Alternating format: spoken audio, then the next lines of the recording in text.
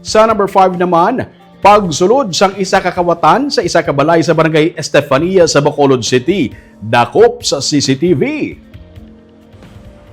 Makita sa closed-circuit television camera footage ang pagpanaog halin sa tricycle sang lalaki nga nagasuksok sang itom nga t-shirt kag puti nga shorts. Nagalakat ang lalaki, nagsulod sa bukas nga gate sang isa ka balay sa Fortune Town, barangay Estefania sa Bacolod. Pagkaligad sa masobra 20 minutos, nagwa sa gate ang lalaki nga may bitbit na nga binagtong.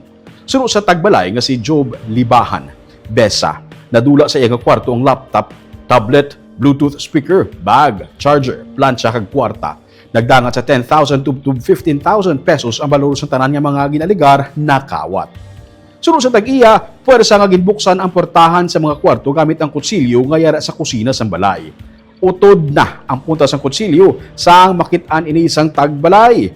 Ulihin na sang nahibaluan sa tagbalay nga gisulod sila gali sang kawatan.